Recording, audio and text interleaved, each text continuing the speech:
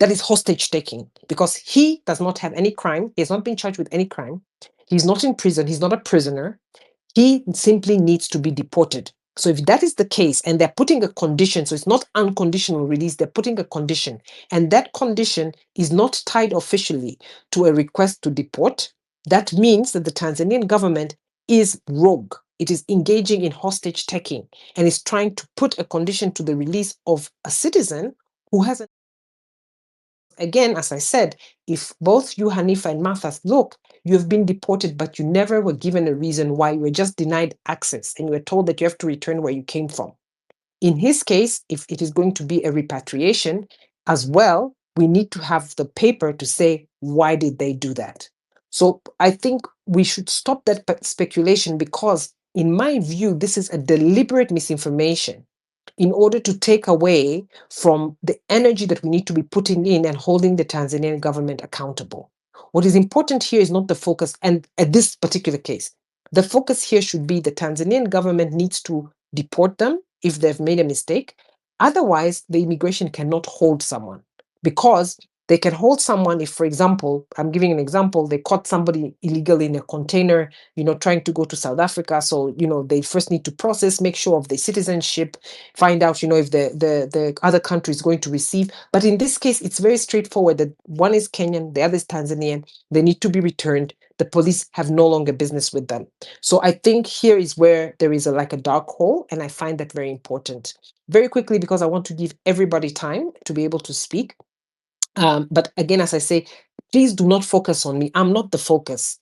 I am not the focus. The focus is Boniface and Agatha. And if you see people try to engage you, do not engage in that. That is a deliberate misinformation to create confusion, to create fear, to even for me to be. I'm not fearful. Like, as I said, the only thing I've said repeatedly: do not abduct me. Like, if you want to come for me, official. Let's go to court, and give me a right to defend me. But I don't want to be abducted. That's the only thing. Like, don't hold me outside law. Right? So getting to the solidarity very quickly, it is, first of all, it is disgraceful what Samia Suluhu said. And although I do see there's some support from here and there, but overall, it is against the spirit of the Jumuiya. It is against the spirit of Pan-Africanism. But I tweeted it yesterday to remind Samia Suluhu that she was told by one of the most prominent lawyers who was in the courtroom during Tundu Lissu's trial. His name is General Ulimwengu. He usually writes in the East African. And he, in my space that I hosted, immediately after she was sworn in, and she already started like arresting people very early on. A lot of people in Kenya, Uganda were not aware of that, but we were. He said something important. He said in Swahili, hajui nchi. She doesn't understand this country. She doesn't understand Tanzania. She doesn't understand the history of Tanzania. The history of Tanzania, the genesis of Tanganyika becoming Tanzania with Zanzibar. And just so that, in case you need to argue any case, Tanzania was the frontline state headquarters for the liberation of the Southern African states. Nyerere was a very close and staunch support of Pan-Africanism today with Kwame Nkrumah. And what he even said in a speech, he explained that he didn't want borders. They were against borders. They wanted a borderless Africa. But everybody else wanted borders. And he wrote very strongly against it and said that we are one people. A Maasai in Kenya and a Maasai in Tanzania, ni ndugu. You can't start, differentiating. You can't differentiate, different interactions that happen in East Africa. But on top of that, he also said that when something happens in Kenya, the world does not say it happened in Kenya. They said it happened in Africa. So we are labeled already by the world as Africa. That's why we have even the saying Africa is not a country, but everybody just calls us Africa. So it's only us that we keep so much hold on this sovereignty of the state and blah, blah, blah, blah. But the truth is we're all bonded, and our primary bond is not the borders that were put up by colonial forces. Our primary bondage is in Ubuntu, Undugu, Umoja, Utu. That is what is together. We all have cousins, second cousins, third cousins across the border. There's nobody in East Africa who can say, I'm 100% Kenyan, I'm 100% Tanzanian or Ugandan. If you scrap the surface, everybody somewhere has gotten Ndugu somewhere. So for that reason, just alone, I would say it. To finally finish, if Tanzania was the frontline state for the liberation of Southern Africa against oppression. And it was very true. It wasn't only about racism, it wasn't about colonialism, it was oppression. Nyerere was an activist. Nyerere was making sure that any person who was persecuted in Africa was given shelter in Tanzania. We have Thabo Mbeki, we have got Museveni, we hosted a lot of people, even Kagame. People got Tanzanian passports. In fact, Thabo Mbeki was told that he needs to give back his Tanzanian passport when he became president as a joke because he traveled on that. Kabila, everybody. In fact, I hope some of those people are here in this space, they understand. Tanzania was doing, actively supporting them, even actively making sure that they get weapons, which, today would be looked upon as terrorism. So if we start talking about that, again, I say Samia Suluhu does not know Tanzania, does not know our history, does not know anything. This is a person who got into power, does not have a sense of history, does not have a sense of legacy, and that is wrong.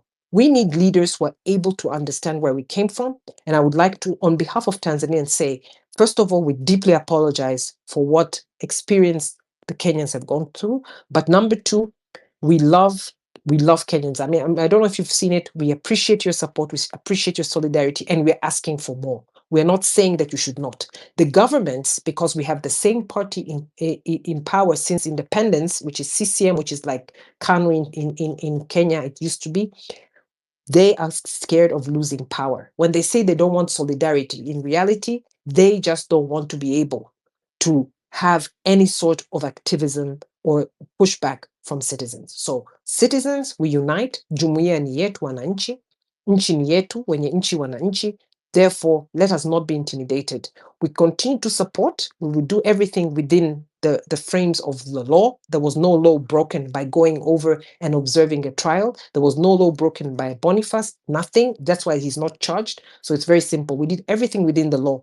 Being scared of activism is a personal problem. It's like me. I'll be very honest. I'm scared of lizards. So the fact that I'm scared of lizards, I cannot go out and say that lizards are criminals. So with that, let me end whatever I needed to say and wish you a wonderful day. In case I drop, I'm dropping because I'm already seeing a lot of notifications. I have to go. I'm trying to find out exactly what is happening behind the scenes. So thank you everyone very much. Aluta continua. Do not give up, and trust me, Tanzanians love Kenyans and Ugandans. It has nothing to do with the people of Tanzania. It has everything to do with the government of the day. Thank you. Thank you so much, Maria. That was amazing and enlightening. And yeah, we also love you guys so much. And Aluta continua, solidarity, always, always. And thank you for all that you do, Maria. Thank you for all that you do, standing up for all the Tanzanians and everyone who does not have a voice. Thank you. I'll give the mic to Kibi. Kibi, unansikia? Kibi Mkasa. Yes, nakusikia. Yeah, I'll give you 3 minutes kindly. Thank you. Thank you, Hanifa, and thank you to all the previous speakers, Senior Counsel Martha and Maria. As things I picked as Maria was speaking, they are quite saddening because we are talking in past tense of the freedom that we used to have. Now it is all in the past, and it is upon us to fight for that in order to liberate our countries. I'm a Ugandan, though I currently live in Nairobi. It's so absurd to what has happened to our comrades that had gone to Tanzania. And as Njeri has said today, as they were at the Tanzanian High Commission, had it been anybody else, had it been me, had it been someone else, Boniface could have been there without fail. Boniface could have been there. It's upon us as loving, freedom-loving citizens to rise up and put an end to this. As we well know that yesterday, some of us had a press conference at the Mageuzi Hub, trying to put pressure.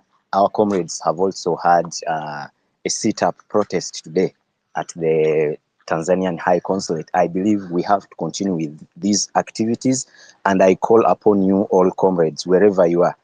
Those that are in Uganda, do something, however hard it might be with Dictator Museveni, do something. Occupy the consulate of Tanzania. Those that are in Nairobi, let us continue occupying. Let us know it is not going to be business anymore until when Bonface is released. In case you hear about anything, kindly turn up, because there will be giving back to Bonny to what he has been giving back to us. And as Maria has said, in case people engage you, for now it is free Boniface, free Agatha. That is our call now, please. Thank you. Thank you so much, Kibi, for all your solidarity as well. And you being Ugandan is very apt for this situation. And sending a lot of solidarity and support to all Ugandans, all the love and support. Um, I think the speakers have been lost again. So let me just quickly add more speakers.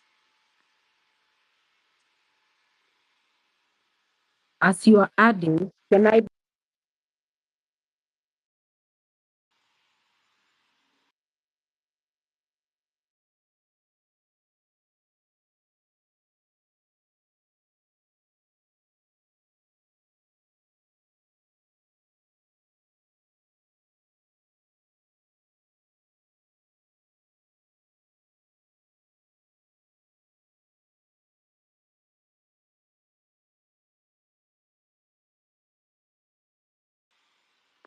Hello, unasikia Shakira? I can hear you. I think You Martha was wanted to speaking speak? and then she dropped off. Sorry, unataka kuongea? Yes, I can speak a bit later. It Yeah. was Martha who was speaking and then she dropped off. Perhaps let's hand the mic to Nafula. Nafula Wafula. We were with the comrades in Tanzania together with her. Thank Nafula, you are you so able much. to? Thank you. Yeah, can you hear me? Yes, loud and clear. Yeah, thanks for hosting this space. I think it is very necessary. And I think, of course, just to start off by calling, demanding for the release of comrades Agatha and Boni. And I say this, I think, first of all, from the perspective of just being in Tanzania during the hearing, and the general sense of anxiety and the realization that the face of autocracy is the same across the region. You know, the police presence, snipers, and just an overkill. And I think just the targeting of citizens, well-meaning citizens. I believe we are all citizens of East Africa, because why else do we sing the East African anthem if we do not acknowledge that Jumuiya ni yetu? Huh? So even as a citizen of East Africa, seeing others, including senior counsels and, you know, like the CJ Emeritus, other lawyers, other comrades being deported just because of doing something that is well within their right, was incredibly problematic.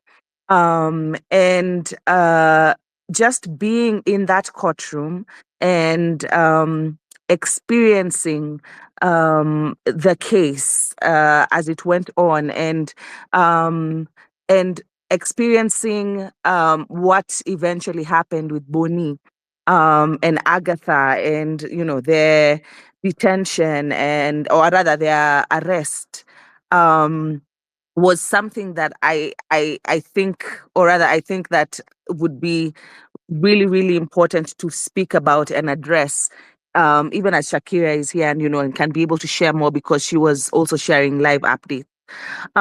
So for me, I think the most important thing is, number one, we need to continue to demand for their release. That's very, very key. But we also need to remember that at the core of what's happening is the fact that there is a challenge across the entire Jumuiya. It's across the entire region. And we are all citizens of the region. Therefore, we have not only a right, but a responsibility to coordinate and to speak and to engage and to organize for our region, because that is the true spirit of Pan-Africanism. And I think it's important to also call out the Ministry of Foreign Affairs in both countries and the embassies. And I know that efforts were made by the Kenyan embassy, or rather, that's what they stated. But still, I think there has been a lax response. That's what I can call it at best, from our Ministry of Foreign Affairs here. The fact that a citizen is being held in a different country, and there is little to no action that we can see, is problematic. And the same applies in Uganda. So I think not only should we place our focus on those individual states, on Tanzania and the state of Tanzania, and their immigration and whoever is holding them, but also the failure of the authorities that are meant to be doing something and they are not. And so I think it's important for us to also target our messaging towards the Ministry of Foreign Affairs, towards the relevant committees, as it pertains to foreign affairs, towards the relevant embassies, to ensure that enough pressure is put to ensure that Bonnie and Agatha are brought back home.